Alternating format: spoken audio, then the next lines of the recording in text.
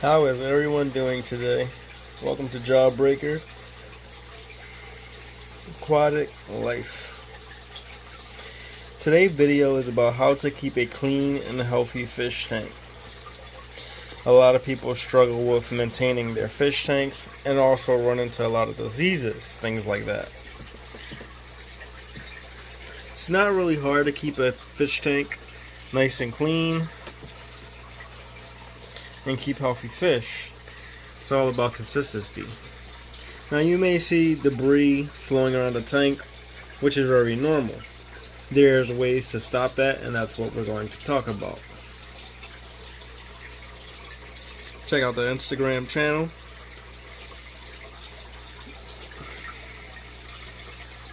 So how do you keep a fish tank nice and clean? What are some of the procedures and steps that you can take? I'm going to start with the easiest. Filtration.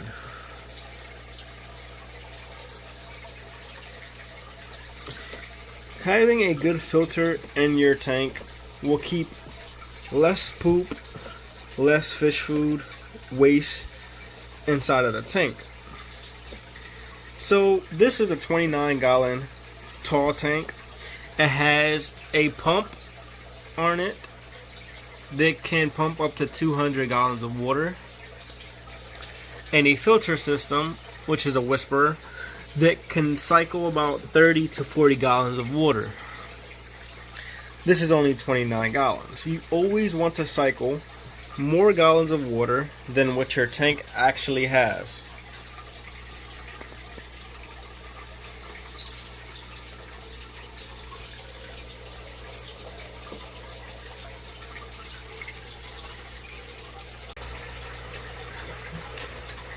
So, filtration is very important.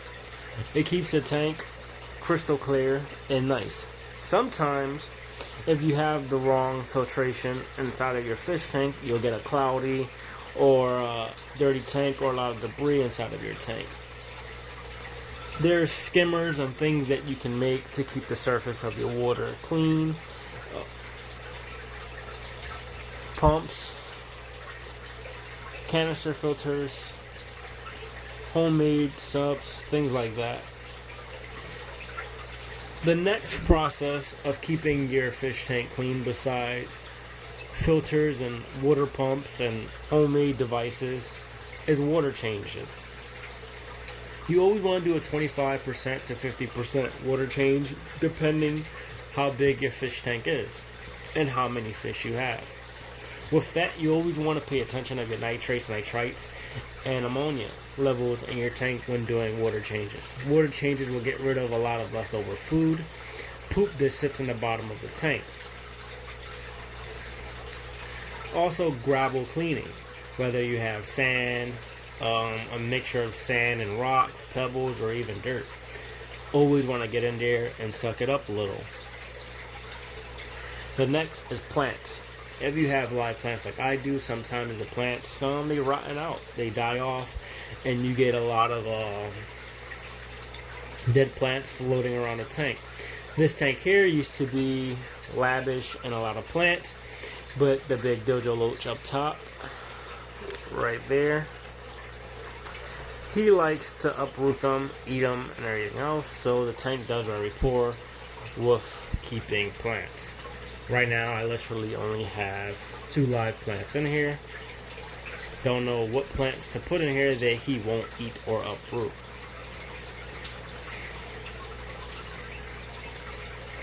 The next is your actual glass of your tank. Having a device like this, you can take, open up your lid, and literally just clean this here, just like that. You now see a total difference from the beginning of the video to now.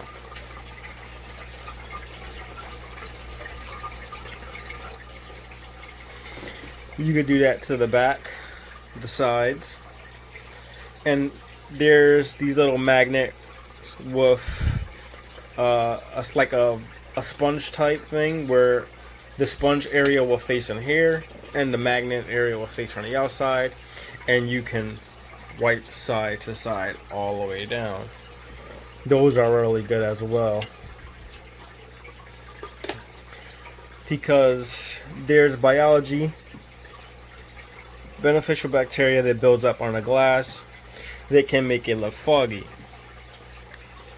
I actually just did a cleaning of this tank on all four sizes. I usually like to leave the left, right, and back the way it is and just let algae and things build up, because it's very beneficial for the fish.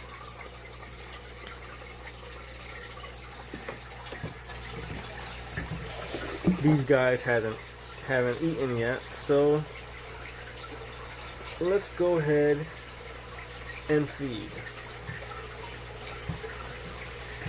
That will be the next subject. Fish food. How much food to feed your fish and how to do it.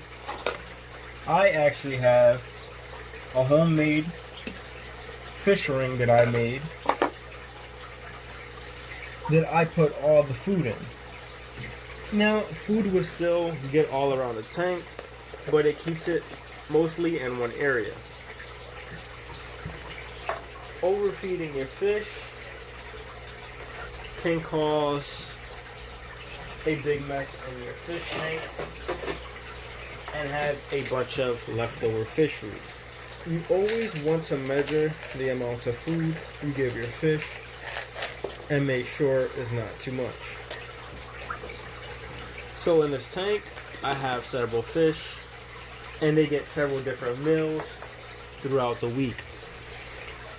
The first one is your typical flakes and algae wafers due to having some bottom feeders.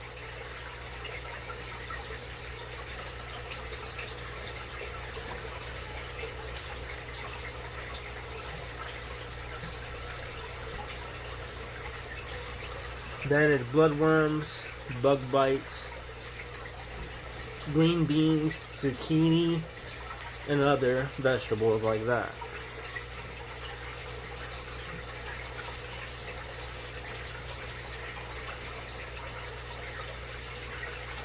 Knowing how much food your fish will eat will stop your water from looking cloudy or having a lot of debris inside of the tank or a lot of leftover food on the bottom. Also, having the right fish in your tank will keep your fish tank nice and clean. For an example, I have 2 plecos in this tank that do a real good job at cleaning the glass.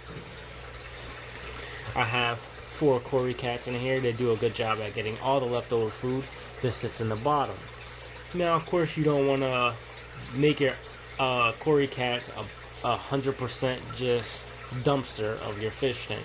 You want to give them good foods like insects and other things like that, pellets and so on and so forth. A good fish that will eat at the surface, which are the plotties and the gouramis, they do a good job at getting most of the food from the top, as you're watching now.